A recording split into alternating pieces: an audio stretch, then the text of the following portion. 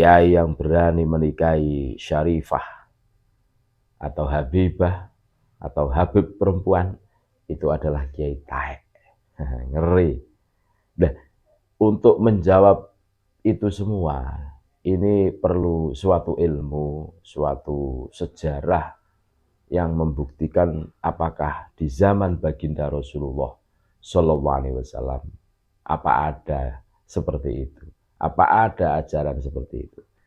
Kita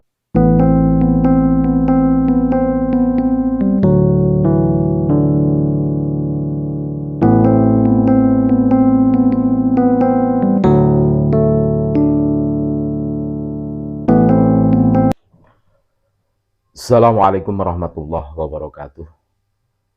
Alhamdulillah wassalatu wassalamu ala Rasulillah Muhammad ibn Abdullah alladzi la nabiyya ba'dah. Allahumma shalli wa sallim ala sayyidina Muhammad wa ala ali sayyidina Muhammad amma ba'd.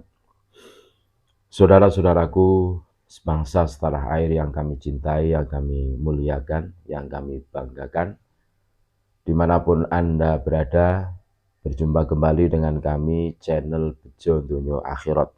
Sak bejo-bejane wong kang lali, isih luwih bejo wong kang eling lan waspada. Tetap NKRI harga mati. Doktrin-doktrin yang masif dihembuskan oleh Bani Ba'alawi, termasuk tidak boleh menikahi seorang Syarifah atau Habibah perempuan. Bahkan di situ saking masifnya membuat doktrin-doktrin ketakutan menikahi Syarifah atau Habibah perempuan. Bahkan yang baru-baru viral, ada salah satu Habib yang mengatakan, ya yang berani menikahi Syarifah atau Habibah atau Habib perempuan itu adalah kiai taek. Ngeri. Nah, untuk menjawab itu semua, ini perlu suatu ilmu, suatu sejarah yang membuktikan apakah di zaman baginda Rasulullah Shallallahu Alaihi Wasallam apa ada seperti itu, apa ada ajaran seperti itu. Kita cermati, kita cerna, kita dengarkan penuturan berikut ini dari kisah-kisah di zaman baginda Rasulullah Shallallahu Alaihi Wasallam.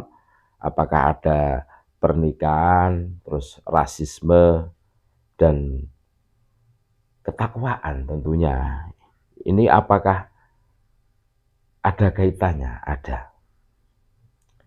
Jadi pernikahan, rasisme dan ketakwaan. Namanya Julaibib. Dari segi harta, tahta, apalagi rupa, dia tidak punya. Namun perihal taatnya pada agama, dia jawara. Ini Julaibib. Tidak punya. Terus ya dalam segi nasab ya tidak ada. Nasab yang mulia. Tapi kalau urusan ketakwaan, urusan agama, jawaranya ini Julaibib. Atas modal agama itulah Rasulullah Shallallahu Alaihi Wasallam menjodohkan sahabat Julaibib dengan putri pemimpin kaum Ansor yang teramat jelita, solihah, dan mempesona. Tentu dengan modal dunia yang amat minor, Julaibib dilanda inferiority kompleks atau minder, nggak ketulungan. Namun di luar perkiraan, si gadis tadi menerima pinangan Rasulullah Shallallahu Alaihi Wasallam yang mewakili Julaibib. Apakah ayah dan ibu ingin menolak permintaan Rasulullah? Demi Allah, kirim aku padanya. Jika Rasulullah yang meminta, maka pasti beliau tidak akan membawa kehancuran dan kerugian dunia akhirat untukku. Jawab gadis solehah. Berbalik dengan gestur ortu yang agak rasis nan sinis itu. Luar biasa memang ini gadisnya ini. Di kisah lain, Rasulullah SAW menyuruh Bani Bayadah untuk menikahkan seorang perempuan dari mereka dengan Abu Hind. Tetapi mereka menolak. Mereka berucap, bekas budak kami harus menikah dengan gadis kami. Kata mereka, sebuah kalimat yang bermuatan rasis. Masa anak gadis kami menikah dengan bekas budak kami, kan gitu. Selain itu, di masa Nabi juga banyak pernikahan yang jomplang di luar ekspektasi dan kepantasan duniawi. Sebut saja sahabat Bilal bin Rabah, bekas budak dari Afrika, dengan saudara perempuan Abdurrahman bin Auf, keturunan mulia suku Quraisy. Lalu Zaid bin Harisah yang merupakan bekas budak dinikahkan dengan Zainab yang berasal dari keturunan bangsawan Quraisy. Pernikahan-pernikahan di atas menjadi bukti nyata dari Rasulullah SAW bagaimana cara beliau memberantas rasisme dalam pernikahan dan fanatik keturunan, serta menegaskan bahwa jodoh itu misteri, tidak dapat diprediksi apalagi dihitung dengan kalkulasi duniawi. Mboten saged. Perilaku Rasulullah SAW di atas juga mengamalkan wahyu yang diturunkan kepadanya di surah Al-Hujurat ayat 13.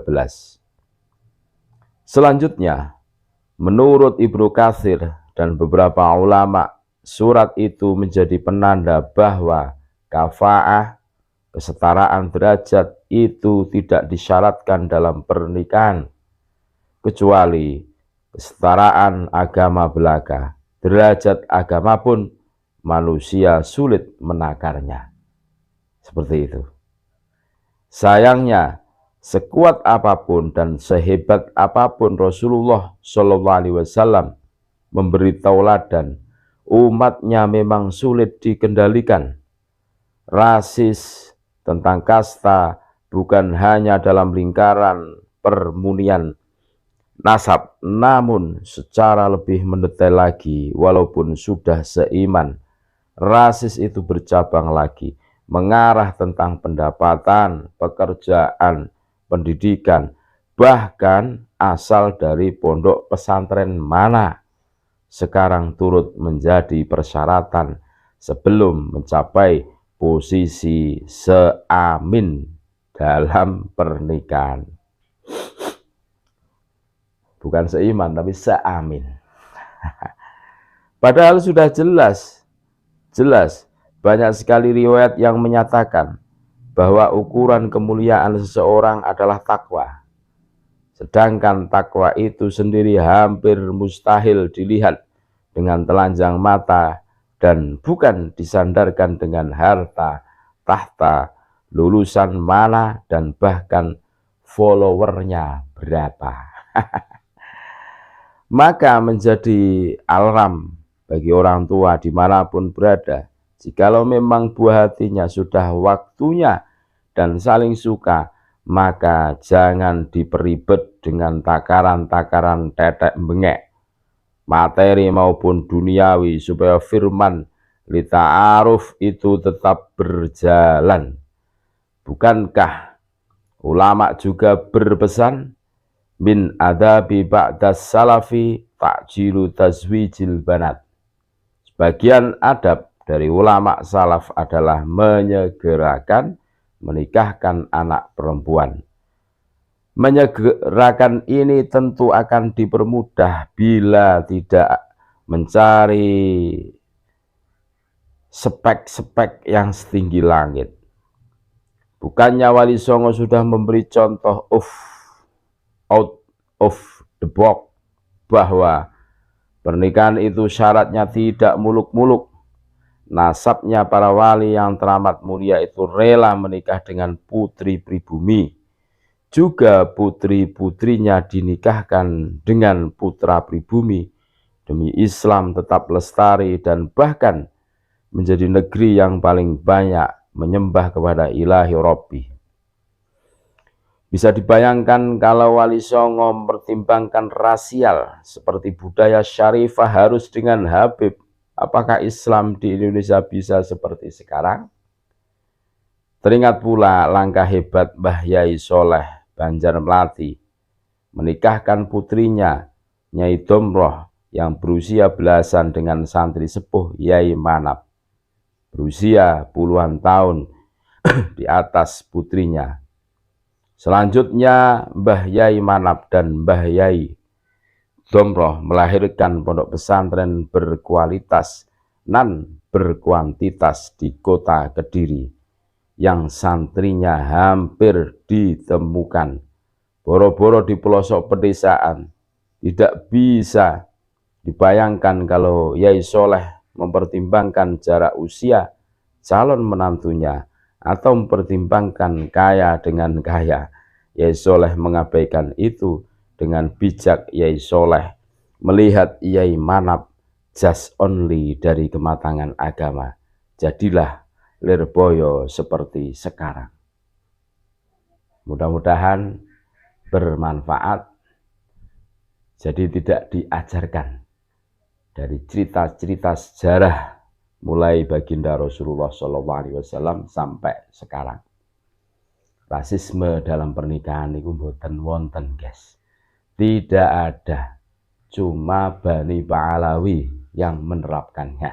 Dan kebanyakan dari perempuan-perempuan mereka itu banyak yang tua-tua belum nikah. Kan kasihan juga. Terima kasih, tetap NKRI harga mati. Assalamualaikum warahmatullahi wabarakatuh.